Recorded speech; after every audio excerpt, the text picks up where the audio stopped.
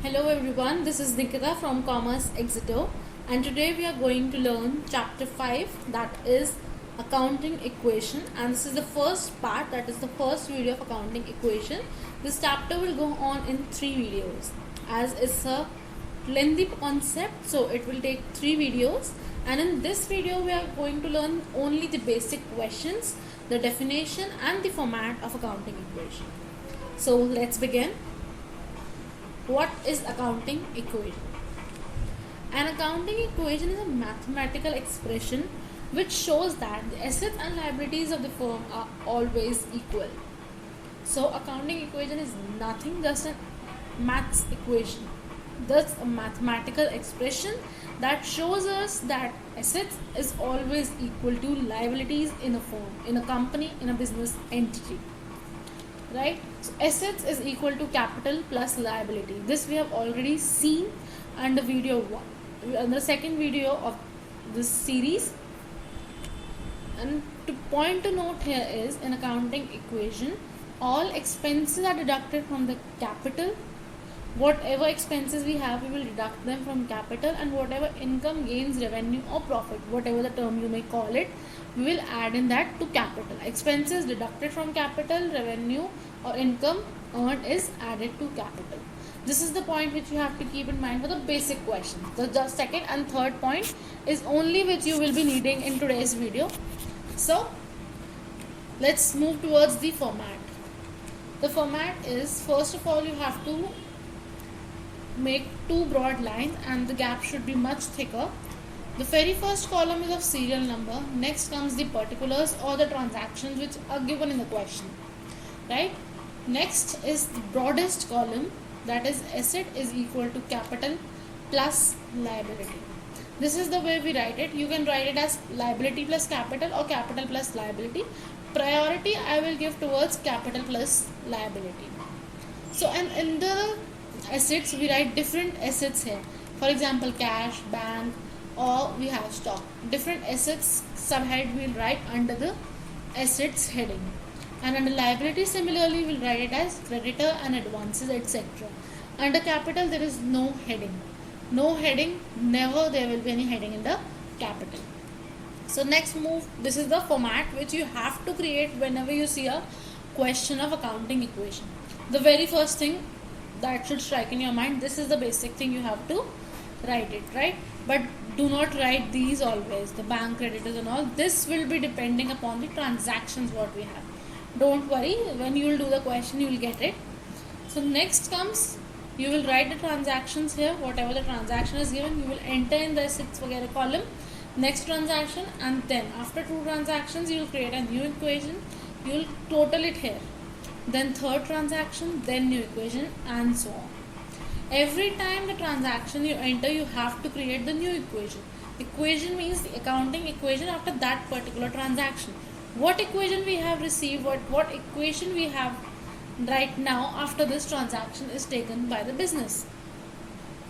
So let's see the very first question, the simplest question. I have tried to summarize all the difficult questions of your book in simple forms. Prepare an accounting equation for the following transactions. Mr. A started business with cash rupees 1 lakh. He purchased goods for 20,000. Mr. A paid rent for 5,000 and sold goods worth 7,000 for cash. This is the question. Now the very first thing we have to do is make the format. Accounting equation, you have to create a simple format like this. First transaction was Mr. A started business with cash rupees 1 lakh. As it is word by word, you have to write the transaction here. Now he has started business with cash. Every transaction in accounting has 2 aspects. So one is debit and one is credit. One is asset, one is a liability. So if he has started business with cash, what is the asset in the business? To start a business, we need some asset, right? Here we have cash on rupees 1 lakh. So we will write cash, and under that we will write 1 lakh. Now what is this Mr. A's role here? He is the owner. Owner's fund, we call it as capital, right? Proprietor's fund, owner fund is called capital. So we will write under capital 1 lakh. And one thing you have to note is always your equation will be equal. Sum of this side will always be equal to the sum of this side. If not, you are doing some mistake, right? So next transaction is he purchased goods for 20,000 rupees. Now if he is purchasing goods for 20,000 rupees, what will be the double effect? We will have goods and we will lose money. We will have to pay cash, right? So cash will be reduced plus goods will be added and plus 20,000. Now if you see in this equation, we don't have anything on the liability side, but the asset side is also 0. Minus 20 plus 20. Here is also 0, and on the liability side also we don't have, so it's 0. Again the equation is tallied. Now when two transactions are done, we have to create new equation. We have cash 80,000, 1 lakh minus 20 plus goods 20,000 equal to 1 lakh. The new equation is also tallied. 80 plus 20 is 1 lakh and 1 lakh on the capital. Third transaction we have Mr. A paid rent for 5,000 rupees. Now if he has paid rent, he has spent some cash, so we will reduce cash. And as I have already told you in the starting of the video that any expense we are incurring will be deducted from the capital. So rent is a expense. So what we'll do? Deduct cash and deduct capital. Then make new equation. New equation will be 75,000 plus 20 is equal to 95,000. Done. Next transaction comes sold goods worth rupees 7,000 for cash. So what are the double effect? We have received cash and the goods are gone. So 7,000 cash less 7,000 goods. Nothing on the capital or liability side, but the asset side is again 0. So no issues. So let's total it. New equation 82,000 plus 13,000 is equal to 95,000. Matched. At the end, now we don't have any other transaction in the question. So at the end of the transaction, when you have all the transactions you have entered, you have to write the total of both the sides and close the statement as I have done. 95,000 is equal to 95,000. Clear? Accounting equation is very simple. A few concepts you will be needing, and this is the simplest question. After you do all your chapters, you will look at it that this is the simplest question and easiest to get the marks in paper. So let's move towards next question, a bit higher level. Gopinath started business with 25,000, purchased goods from Shyam 10,000, sold goods to Sohan costing 1,800 for 1,500. Gopinath withdrew from business. So let's begin again. Format very first. First transaction is Gopinath started business with cash. This is the same transaction. So we'll add cash and capital. Done. Next comes purchase goods from Shyam 10,000. Goods we have purchased. So we'll write goods 10,000. But you will see I have not deducted 10,000 from cash. Why?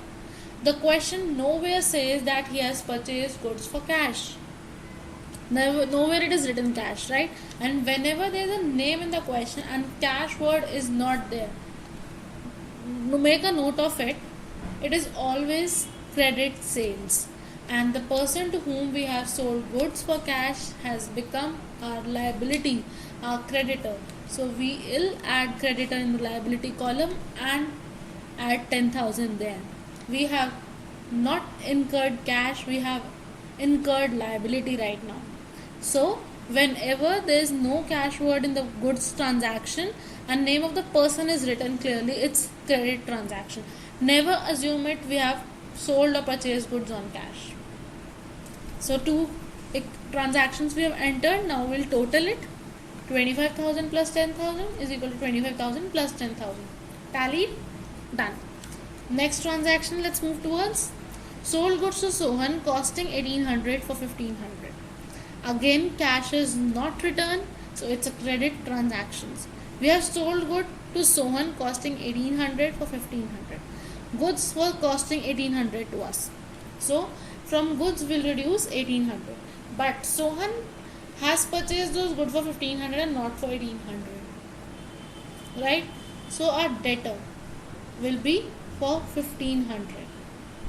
Sorry, that's debtor, not furniture.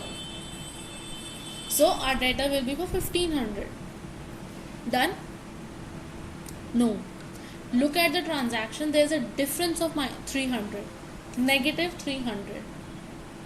What will do? What is that 300? The goods were costing 1800. We sold it for 1500. We had a loss of 300, right?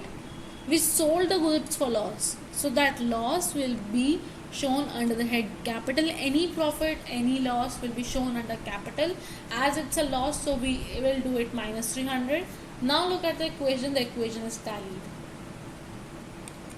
So let's create new equation. 25,000 plus 8,200 plus 1,500 is equal to 24,700 plus 10,000. It is 34,700 on both the sides. Next transaction we have, Gopinath withdrew from business 5,000 rupees. What is this? This is drawings. If it's drawing, it will reduce the funds of the owner, the investment of the owner, so capital will be reduced. And as he has reduced cash, he has withdrawn cash from the business. Nowhere mentioned that he withdrew goods, so we'll assume that he has withdrew cash. So 5,000 will be reduced from cash and 5,000 from capital. Done. New equation we'll create, and it is 29,700 on both the side, and we'll close the statement. This was another simple example in which we had goods sold and purchased on credit basis and the drawings concept. So every question I am bringing in these videos is having different transactions, every aspect I have tried to cover here in the videos, that you won't be able to solve. You won't have any problem to solve the questions after doing these concepts, these videos thoroughly. No question will be left that you have not done. Next question is question 3rd. Prepare accounting equation from the following. Started business with cash and goods. Sold goods worth 10,000 for 12,000. Purchased furniture on credit for 30,000. Done. Accounting equation format we will create. Started business with cash and goods, so cash we have and goods we have. 10,000 plus 20,000. And what is this? This is capital. Done. Second point is sold goods worth 10,000 for cash. Clearly mentioned cash and for 12,000. So the goods were costing 10,000, but we got cash 12,000. So goods will be reduced for 10,000 and cash will get for 12,000.